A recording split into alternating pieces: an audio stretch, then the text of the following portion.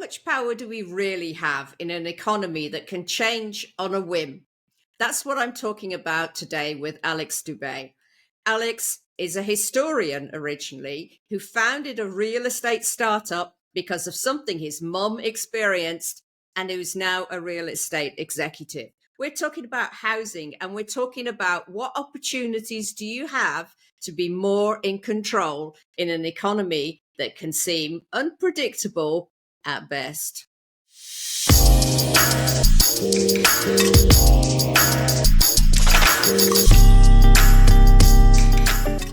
Hi. So today we're talking to Alex Doubet on conversations about power. And I tell you, I've really been looking forward to this conversation, not least because we get to see Alex in his wonderful library. But we're going to have a really interesting exploration today. Alex, welcome. Hey, Lynn, so glad to be here.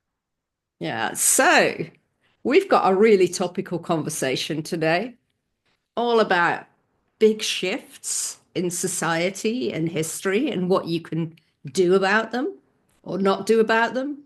So this is going to be a really interesting one. At the time of recording, we were just saying before the recording started, that things seem to be moving quite quickly at the moment. Things seem to be changing. And I'm really looking forward to hearing your perspective on that, Alex. But before we get into any of this, would you like to tell us a bit about yourself and what you do? Sure. Well, I'm an entrepreneur. That's my day job. Unfortunately, podcasting is not what pays the bills, but it's fun. But I host a podcast and have for several years now. It's called Riches and Power. It's available on Apple and Spotify and everything. And what I talk about on Riches and Power, as you might surmise from the title, is broadly kind of business history. So the stuff that drives riches and power, wealth and power around the world. I'd say it has a little bit of a bent towards European and American history, just because that's what I am most familiar with. But I started that back in COVID, and it actually, as a lot of people did, I think took up podcasting in COVID, and then it took me 18 months to get my first episode out because I finally hired an editor, and that was the big unlock. I love the interview process. I hate editing, but that's mirrors, I think, a lot of my entrepreneurial journey as well. I describe myself as more of a visionary, less of the intensive operations guy. But I work full time in real estate, so I've worked in the real estate industry for the last decade or so. I started a company back in 2015 that was called Door.com, and then more recently in the single family rental space. So I own a couple hundred single family rentals in North Texas, and that's my day gig that enables the podcasting. But I've been looking forward to conversation very much because I get little glimpses of the changes and trends around power, and thought it would be a really interesting conversation to share perspectives. Yeah, absolutely. And the fact that you also have a podcast with the word power in it. I mean, there aren't that many of us, so really interesting to hear your perspective. So we were talking when we in our previous conversation about housing and how the situation has changed, and you've obviously got a different perspective probably to a lot of people when it comes to housing because you I'm an evil landlord. Yeah, oh yeah, oh you're obviously, I mean, I can tell you're a terrible person, but so you own these properties. that's So right. can you give us a bit of perspective about what's going on in the housing market right now? Because I hear things about housing prices from lots of different countries. It isn't just just something that's going on in the States or something that's going on in the UK or hmm is where I live. It seems to be going on all over the world. So what's happening? There's this economic principle that I think is really interesting, and a lot of what my podcast touches on. And I was a history grad; that was my undergrad course of study as well. But touched on a lot of economics, did a minor in economics, and talked to folks who are kind of economic historians and just straight up economists quite frequently.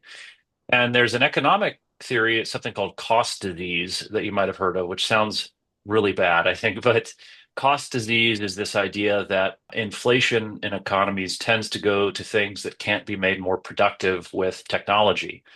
And I think it's a really interesting Mhm. foundational thing to think about when it comes to housing. And it applies to a couple things, and I'll get a little bit off topic and then come back to housing. But when you think about the stuff that's gotten really expensive in the country, in the US, I mean, and around the world to varying degrees, college education, higher education comes to mind. We just see those charts of tuition marching upwards year after year.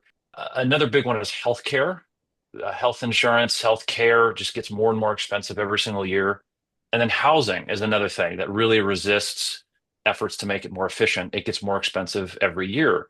All three of those things, there's obviously a lot of technology that touches on them, but they've really resisted being made more efficient. And a counterpoint there is a really interesting example is televisions.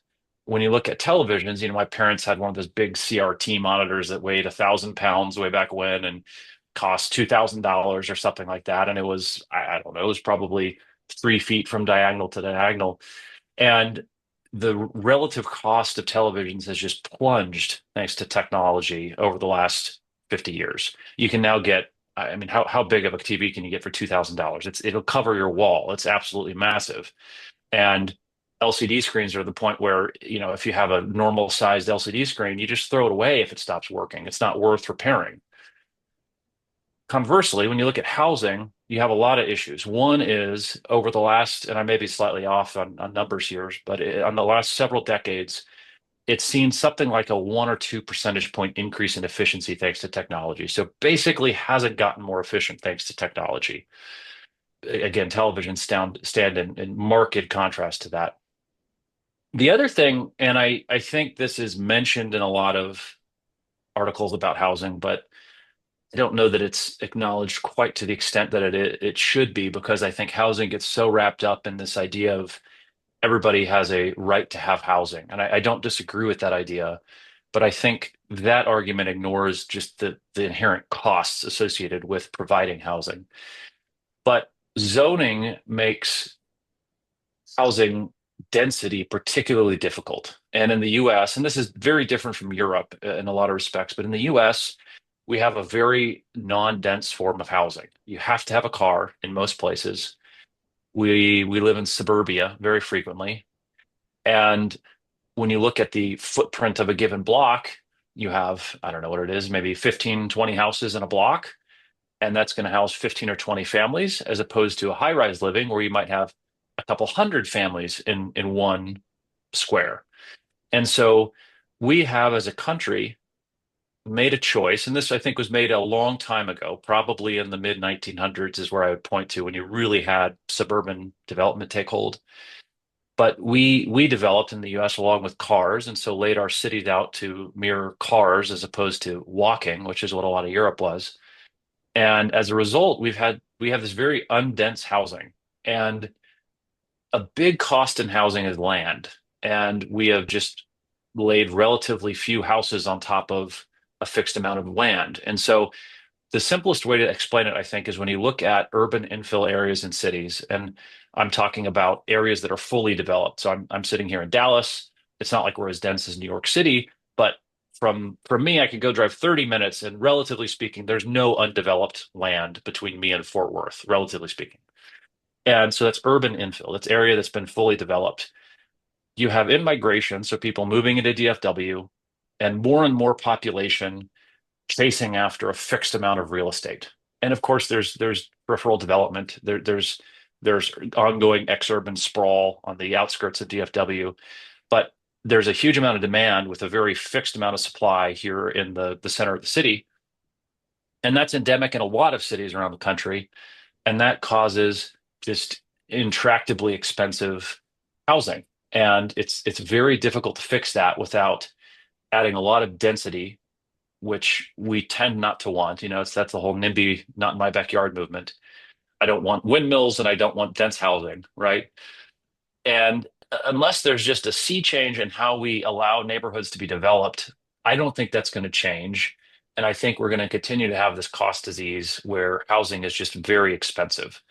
And that's before you get into government subsidies, which is an entirely different conversation. I'm happy to go down the path of because I think it's really interesting. But fundamentally, I think it's next to impossible to make housing less expensive because of the way we've set up our cities. Hmm. That's really interesting. The fact that you're talking about not in my backyard and, no windmills and things like that. I mean, that happens in the Netherlands as well, which you might think is quite funny that in the Netherlands we'd say ha no windmills, but, literally we're talking about, those enormous turbines. So people don't want those in their backyard either. Right. It seems to me like, they when people do have housing that they feel happy with, that they just really dig in and that's it. The NIMBY thing just gets more and more, doesn't it? Yeah, we like to shut the door behind us. We like to Yeah. pull the ladder up after us, right?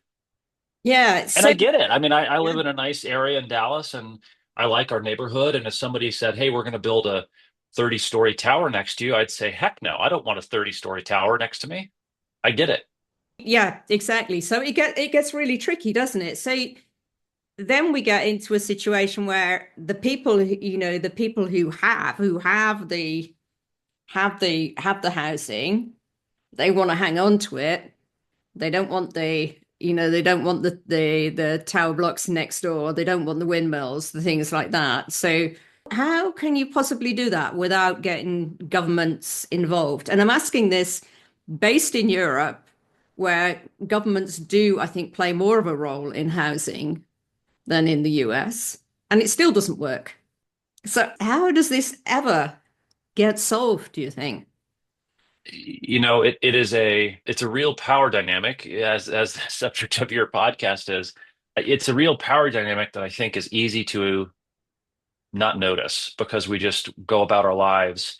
And what we've created is a powerful incumbency, which are homeowners or landowners, rent seekers in some cases who just own real estate they rent out.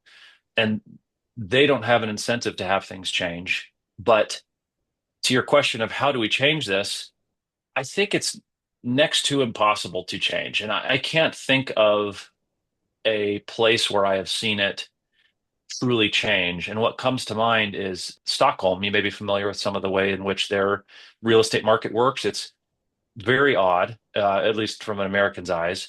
They have a lottery system, and this is broad strokes. I'm not an expert, but they have a lottery system for Stockholm Center rental housing. And I think what that is an expression of, and what any form of housing control is, rent control, whatever, it's an expression of trying to fix a supply demand imbalance without the, invisible hand that Adam Smith so loved.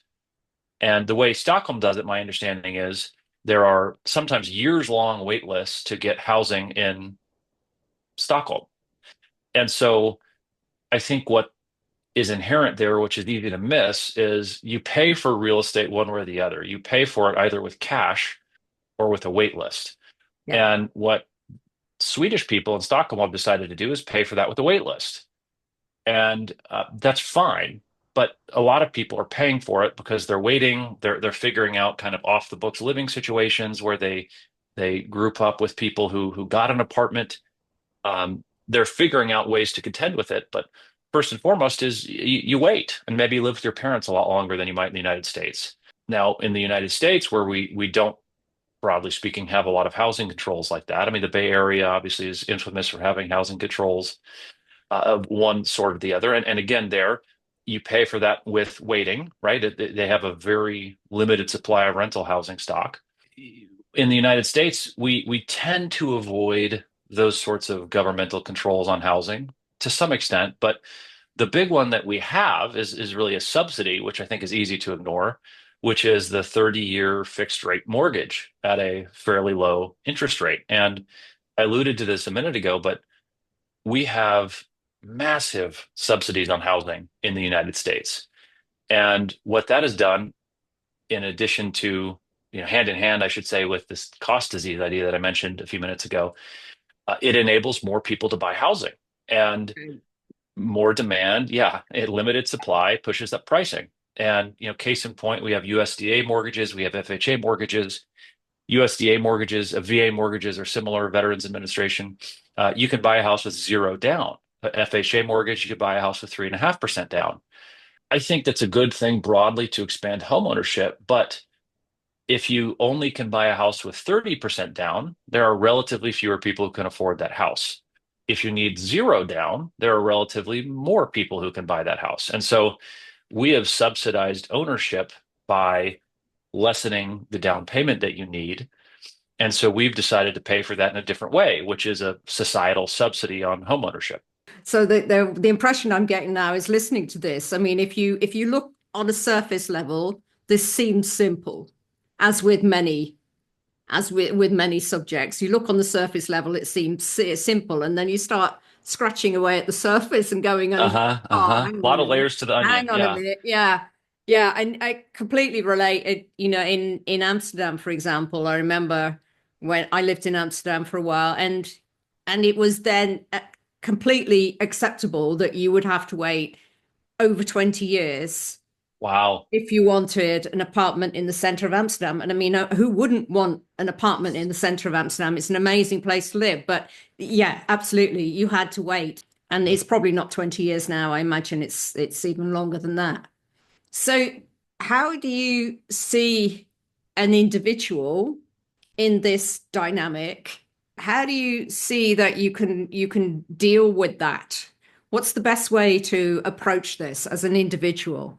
We will quickly run into another one of my favorite topics, which is personal finance. And I've always been a saver. I love saving. Obviously I do real estate professionally, and so I've learned a lot about how debt works. But that wasn't the case, 15 years ago when I graduated college. I was a neophyte back then. But my number one recommendation for young people, or anyone of any age, but I think this is particularly well suited to a young person if you don't have a family, just because it's easier to do things in a lot of respects. Having two little kids myself, I wouldn't do this what I'm about to say these days. But what I did right out of college was I bought a townhome and then rented part of the townhome, one of the bedrooms, to a friend.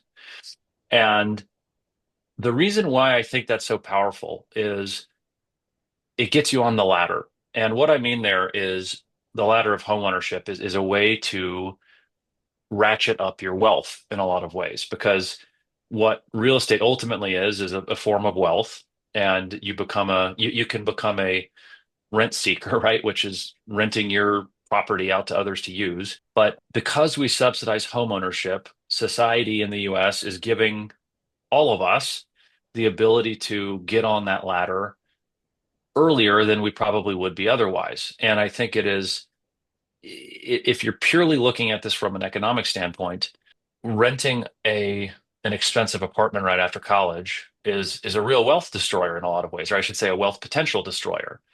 And what I recommend young kids do is buy a place that has an extra bedroom that you can rent. And because you can get a subsidized mortgage, you can get a low down payment mortgage. You then have extra cash flow from a renter who's paying you, I don't know, $1,000 a month. It's a good deal for everybody, right? You have I don't know, call it a $3,000 mortgage. Someone's paying you 1,000 a month, reduces your mortgage by a third. And you are building equity. You're amortizing some of your principal, paying down some of your principal. Hopefully the home appreciates, or the condo or whatever appreciates over some period of years. And then at the end of that, rather than just having spent money on rent that whole period of time, you have built some equity in an asset that you can then sell, and you have that nest egg, that amount of cash that you can do something with, including rolling it into another property, putting it into the stock market, whatever. But you build a little bit of a foothold on that ladder that becomes a massive wealth amplifier down the road. And I think that just that slight lifestyle tweak, it's you're changing your trajectory, right? A small trajectory change early in life is a huge trajectory change down the road. Yeah. And I think that's the single most powerful way I've experienced or seen to rectify some of this, real estate imbalance, is to get yourself on the ladder somehow. Yeah. Yeah. Yeah. I mean, obviously, the earlier you start with anything, the better, right? So, what would you advise for people who are further along? Because a lot of people who are watching this or listening to this are not going to be at that stage. So, I mean, by the time you've got a house that's full of kids, that's not an option anymore, is it? And you wouldn't necessarily Yeah. even want some lone renter in your house when you've got kids there. And goodness knows if they'd want to stay around if you've got small kids stamping around all over the place. Yeah. Yeah. Nobody wants that. Yeah. Yeah, yeah. I mean, if you're their parent, if you're their parent, then you can just about stand being there. But how would you say for somebody who's a bit older, what would you suggest that makes sense for them? Looking at it purely from a real estate lens, there's an interesting thing in the market that's called an accessory dwelling unit, if you've heard of it, an ADU for short. And what an ADU is a small, think of it as a small apartment, 400 square feet, studio or one bed, one bath. There are an increasing number of municipalities. Dallas is one, California, the entire state you can do this. But there are an increasing number of places that allow you to put an ADU on your property. And this is kind of a non-traditional way to think about it, but what you could do, and I actually live in a house and we have an ADU on the back that we rent out to a guy for $1,000 a month. So this is totally separate living quarter, but allows you to use your primary residential lot if you have a house with a lot and turn part of it into a rental that generates some cash for your family. So I think that's one way to do it. And then I think the other thing outside of real estate, because I know a lot of people don't own a house. A lot of people live in an apartment or rent a house or whatever it might be. I think something that is sad and somewhat defeatist that you see in a lot of media is this idea that, well, saving doesn't matter. Like it's too late. Saving $20 a month doesn't matter. And I'm not the first to say this, but I think it does matter because ultimately what any kind of wealth represents is power, yes, but some, creativity too. It takes a little bit of pressure off the rest of your life. And so, with broad strokes, if you have $20,000 in a index fund or something and you lose your job, you're not starving. If you have $0 in an index fund, you have to have a job to pay your bills. And I think it's easy to become defeatist about saving because $20 seems like such a small amount. Now, granted, with compounding interest, the younger you start saving, the more effective and powerful that is. But at any age, put whatever you can into some sort of savings vehicle, some sort of investing vehicle, I should say, like a Vanguard low cost index fund. Put something in there and get in the habit of it because habituating yourself to saving, paying yourself first, as my grandpa used to tell me, pay yourself first and then use the rest of your money to live.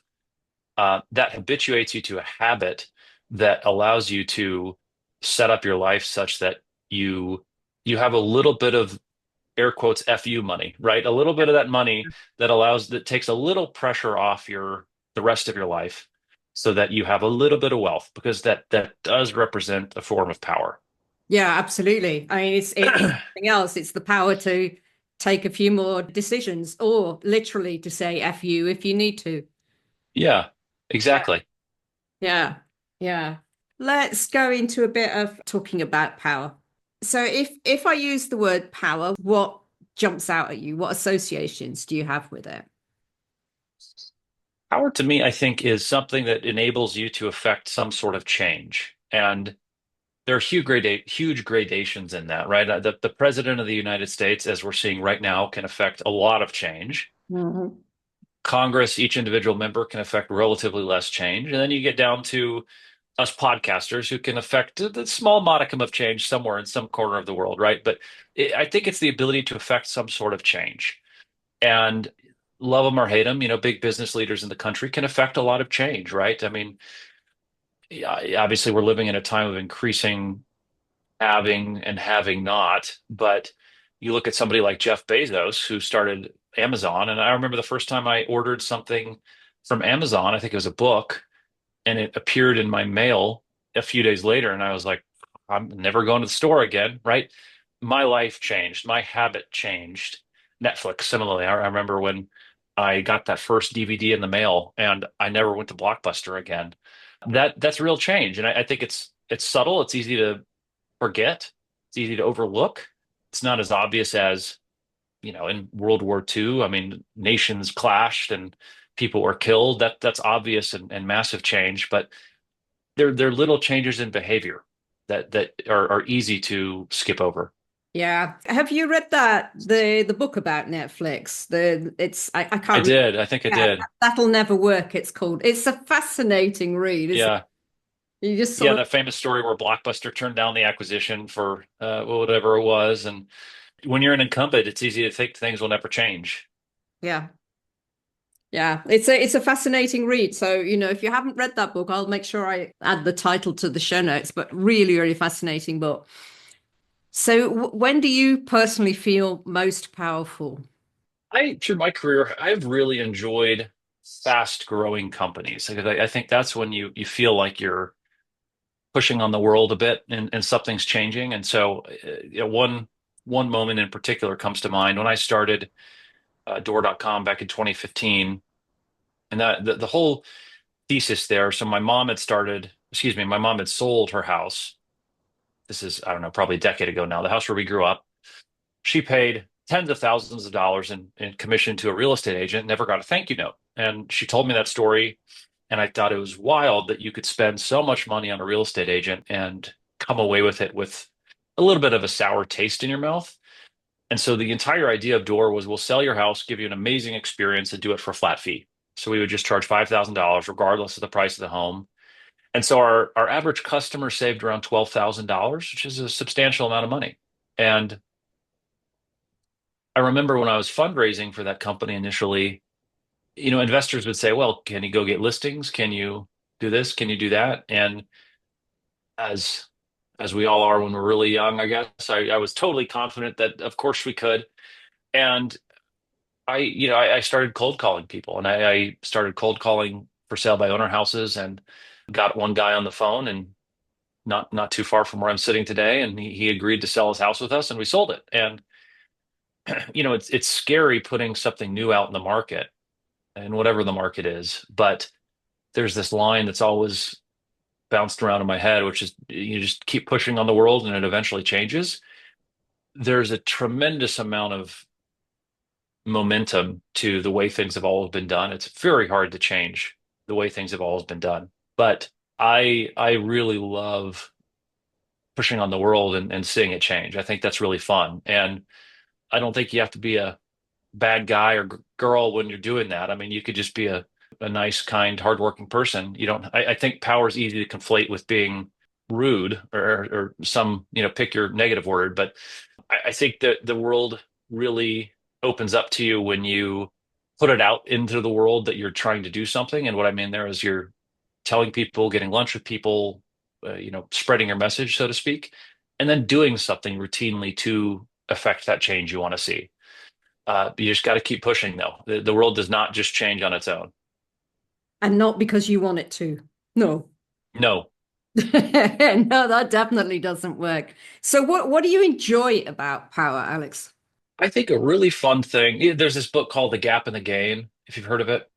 It's and look, a lot of business books. I think you kind of get it after reading the title and Yeah. The Gap in the Gain. The base. I've never actually read the book, but I have a lot of friends who've told me a lot about it. And so the basic idea is when you're doing something, pick it. Trying to get fit, starting a company, trying to eat better, whatever. We as humans tend to really focus on the gap, i.e., the distance between where I am and where I'm trying to go. And we very frequently ignore the gain, meaning the distance that we've come.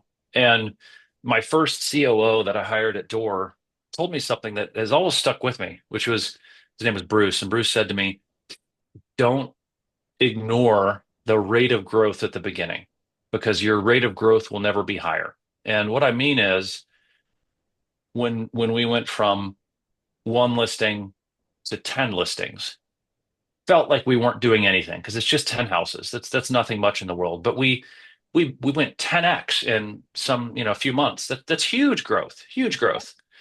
But we at least I looked at the gap. I looked at where I wanted to go and instead of where we had been. More recently, when I was building this single family rental portfolio with my business partner Ryan, we bought our first, I think it was 7 houses was the first transaction we did. And you think, well, Invitation Homes owns, you know, 30,000 houses. What are we? But a year later, we had 100 houses. So we 10x'd in the course of a year. Now, I'm not perfect at this, but I try to I try to look backwards and really be mindful of the gain as opposed to just the gap. And I love that backwards look that you get every now and then. And I think that's really enjoyable. But even more than that, the thing I really love about making things happen is being able to build a great team. And one of my favorite memories of my life was walking into the opposite door when we had 70 employees, I think. And I remember looking around thinking, I don't even know what a lot of these people are doing right now at this moment, but they're pulling towards the same goal. And I thought it was amazing that this organization was built around me, not solely by me, of course, but I started it. And it takes on a life of its own. And I think that is what's really amazing when the thing that you're trying to create becomes something a part of you, something that stands apart of you, to be clear, something that is distinct from you, as opposed to just you doing something. When there is a thing that you have created that exists on its own, that's really incredible. Yeah, that reminds me a little bit of experiences I've had with building teams where it feels like to begin with, you're all the energy is going from you, which it is, into the Hmm. team. And then at a certain point, you see them doing things, and you think, oh yeah, you got it. You got what Yeah, I've been trying to get you to understand. yeah. And then they start doing things by themselves. Yeah, that is a wonderful moment. I've thought of it before as when it transitions from push to pull, when it transitions from you're pushing this rock up a hill to people start pulling it up for you or on your behalf. Yeah. That's an incredible change. I think that's really fun. Yeah, absolutely. Yeah. And just to recognize that influence and when you see people discussing things that try and trying to improve things that you think, yeah, I wouldn't have thought of that, but they couldn't have got to that without me helping them to get there. Yeah. Yeah.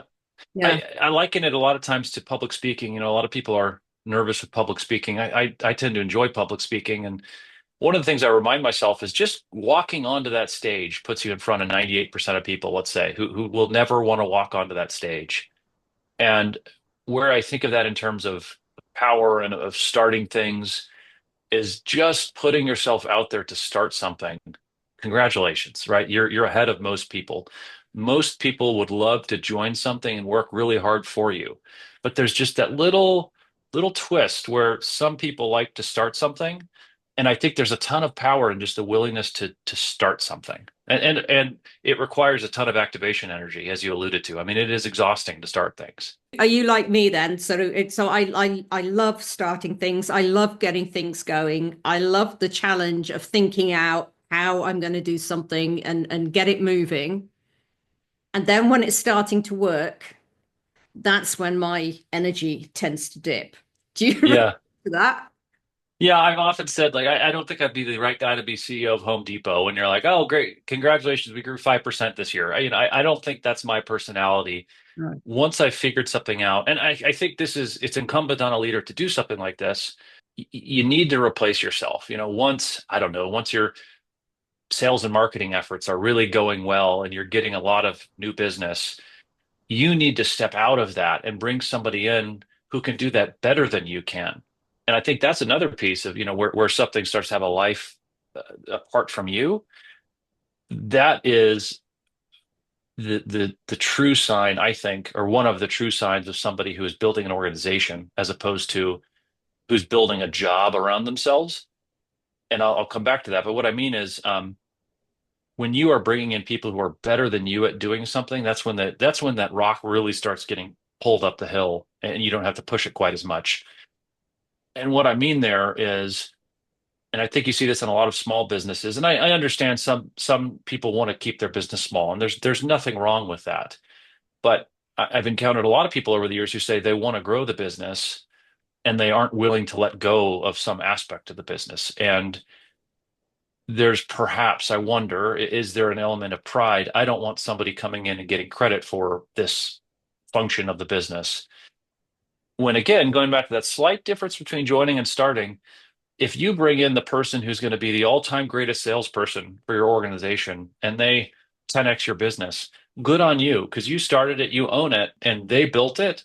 You made an excellent hiring choice. I think that's a testament to your leadership. It's not a denigration of your abilities. No, absolutely not. And I've heard several examples of companies where somebody has worked really, really hard to build it up, and then they get to a certain stage, and then it's like they destroy it. And Yeah, they, yeah, they subconsciously set out to destroy it because it's like they need the chaos around them uh-huh. to feel sort of alive, but actually everything can work without them, but they don't know where they are in that situation, so they just get in the way. It's incredible. Totally. Yeah, there another thing Bruce, my COO I mentioned earlier, said to me once is he pulled me aside, maybe after he was there 6 or 12 months, and said, Alex, you have to stop, in so many words, micromanaging things. You have to stop breaking things. You have to stop putting your nose into things that are going fine and let people do it. And that was a real moment for me of learning because you're right. Why do we do that? Well, I think we do that because if you're an entrepreneur, if you're somebody who likes starting things, you love figuring stuff out. Yeah. And you can create your own stuff to figure out if you go break stuff and then fix it again. And looked at differently, another idea I've heard is you have to move from, call it the doer to the coach. You have to move from the person who is executing on some piece of the business to the person who is coaching others to execute on the business. And some people can't or don't want to make that transition. Yeah, absolutely. It's something that you have to be conscious of, and you have to realize and think about what's more important. Is it the doing or is it the growing? You Yeah, decide how you want to do that. that's right. Yeah. So, Alex, what do you do if you want to feel more powerful? Is there something you do or somewhere you go or One of my favorite lines of all time is action is the antidote to fear. And I think you can substitute for fear, uneasiness, uncertainty. There are a lot of words you can substitute in for fear. But I find that when I get nervous about things, generally the way to cure that is to do something because I'm not a particularly anxious person. I'm just not. But when I feel anxiety around something, what that usually says to me is that there's something that concerns me, which is a very valid emotion and thought, and this concerning thing is something that's not being addressed in some respect. And so, what's an example I'm living through right now? I bought a house last year that's a rental that I bought personally. I bought it with a high interest bridge loan, which is what you do to rehab houses. And its term comes up, I think, in about 6 weeks. And it would be easy to kind of pandering about it and say, well, gosh, if I refinance right now, it's at 6.5%. I mean, that's a high interest rate. I could borrow at 3.5% 4 years ago. Oh my gosh. But instead, what I did, I'm not perfect at this, but what my process was okay, it is what it is. Interest rates are what they are. I'm going to talk to a bunch of lenders and try to find the best lender who can get me the lowest rate. And so I talked to 4 or 5 lenders until I found one that would give me a 6.5% rate. Great, lock it in. Let's go, move on down the road. And I try my best to not hand wring about it, not worry about it, but to go do something about it, and then to be okay with the outcome because it's the best I could find. Is there a better rate in there? Maybe marginally, but I'm happy with the outcome. Let's lock it in, move on down the road. yeah, and not look back and think, oh, remember that time when I didn't get that. Yeah. Yeah. I Yeah. remember we pitched someone one time who we were pitching them on investing in our single family rental fund. And he said, if you'd come to me in 2012 to do this, I think this really would have been a good idea. And this was probably in 2022 or something like that. And we were like, wow, that's a great idea. If we invent a time machine, we're going to go invest in single family rentals in 2012. That's what we're going to do. You can't think that way because we're in the present. And so you got to deal with what the present is. Yeah, absolutely. Yeah. Wouldn't it be cool though? I mean, if you could invent that time machine and go back, taking taking the money you have now and investing it back then. That would be really pretty. Oh, and it'd be amazing. And also, I we laughed. I mean, it's like, yeah, we're not going to kill Hitler. We're going to go invest in SFRs in 2012. I think SFR investing would be pretty far down the list of things that I would do with the time machine. Yeah. Yeah, that's an interesting experiment to think about. Okay, right. So, what would you say to business owners, small business owners, whoever who don't feel particularly powerful or who may be Hmm. shying away from power in some way? What would you say to them? First, you own a business. You got on that stage, and you are head and shoulders above most people. Most people don't want to start a business or run a business or heavy lies the head that wears the crown, right? That old Shakespeare line. It can feel lonely, but don't lose sight of the fact that you are in an incredible position that you have done a lot and worked hard for. And the second thing I would say is do something, right? Push on the world.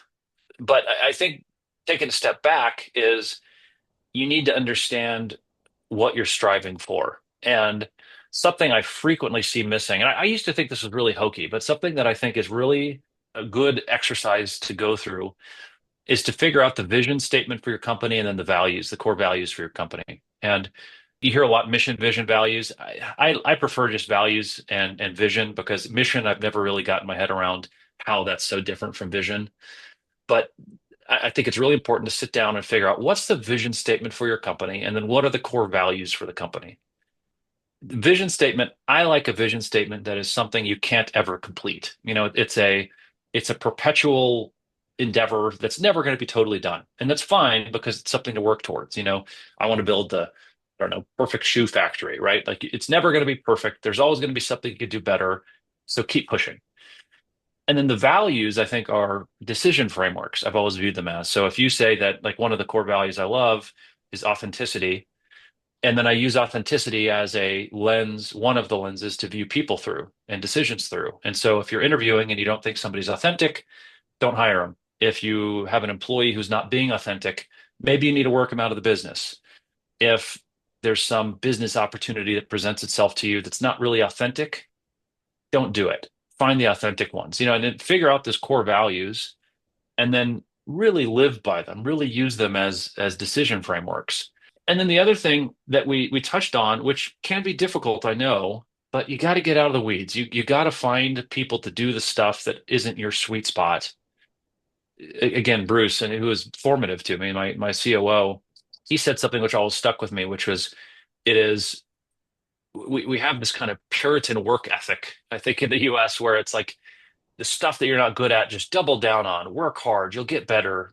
No, actually, the stuff that you love and that doesn't feel like work, that's the stuff you should really be doing. And you can't always be there. I know. I've been a bookkeeper and the sales guy and the this and that and that. Like, I've worn all those hats too. I know you can't always do that. But if you are just mired in the bookkeeping of your business and you have the cash to reduce your salary a little bit and hire a bookkeeper so that you can get those hours back and go make a few more sales calls, do it. Because, and if you don't, I don't have a value judgment on people who want to maximize their take-home cash. That's totally fine. But if you want to build an organization, you have to give something up short run so that you can build towards that vision long run. Yeah, that's so true. And I think the a lot of people get stuck in the, as you're saying, stuck in the weeds, doing the everyday stuff, and then lose the joy, lose the energy, lose the excitement Uh-huh. why they started the business in the first place. And you end up just being a sort of like a victim of your own creation. And That's what's right. the point of that? Yeah. Yeah, look, if you sell widgets and you love talking to people about widgets and trying to get them to buy your widgets, that's what you should be spending all day, every day doing. Grow the business, talk to people about widgets, get them to buy it. And if accounting just sucks the life out of you, the second you can afford a bookkeeper for $1,000 a month or 500 a month or whatever it costs in your neck of the woods, get rid of that task so that you can talk to more people about widgets. Yeah. Because there are literally bookkeepers who love what they do. I know, which I think they're aliens, but yeah, I'm glad they Oh, yeah. exist. A very different beast. Yeah. Yeah, yeah. Yeah. Alex, is there any last thing you'd like us to know before we round off? Yeah, I think we talked about this when we first connected, but there's this historical thing that I think is really interesting, and I wanted to bring it up because it provides some good context for me a lot of times. Something I've interviewed at this point 30 some odd historians and authors about various topics in history, and I think one of the really interesting themes that has emerged is how much we globally, as a society, how much we index on the mid 1900s as what is normal. And what I mean there is things like the two-parent working household, things like jobs that have good protection and unions and high-paying hourly wages, things like that.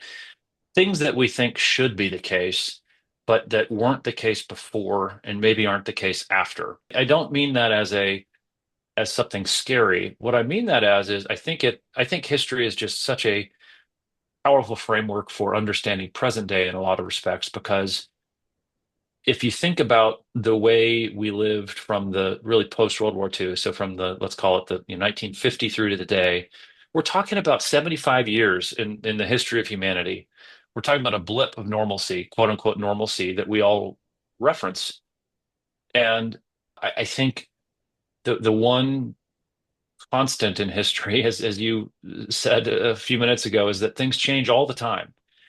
And I think we need to be aware of the fact that what we think of as normal really wasn't normal for most of humanity, most of our existence, I mean, as a species. And so we just need to be ready for big change and big changes because the way things were isn't going to be the way things are. And the 1950s, kind of the quote unquote good old days, that was a tiny blip on the road, very long road. Yeah, and it wasn't necessarily very good for everybody anyway. So, It definitely wasn't. Yeah. And really, I think a lot of that perspective comes from the US, where you had a country that wasn't ravaged by the war and helped to rebuild a lot of the Western world and obviously was a big beneficiary of that. And I think right now, part of what we're seeing is the moving away from that Bretton Woods system, moving away from that post World War II order that the US created. And it's going to be strange and it's going to be very different for us, but it's going to be much more similar to the way things were before 1950, I think. yeah, I've been thinking about that recently as well. The fact that everybody keeps referring to the fact that, things have been that way for since the Second World War. This is the way we've always done it. And I Yeah. think, hang on a minute, it was always going to change at some point. Nothing lasts forever. Yeah, Hmm. yeah, absolutely. Alex, thank you so much. It's been fun. Yeah. Thanks, Lynn. This has been really fun. Yeah, I've enjoyed it. Thank you. I love the show, love the podcast. Thanks for having me on. You're very welcome. Thanks for being here.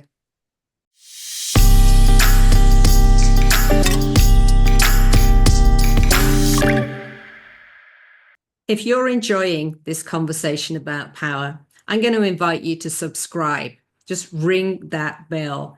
Now, I believe that now is a time where we need to be having this conversation and we need to be talking to as many different people as possible and getting as many different perspectives as possible. And the more subscribers there are, the easier it's going to get a wide range of guests to appear on the show. So if you think this is a valuable conversation, especially now, please subscribe and I'll keep delivering the most interesting guests I can find so we can continue this conversation.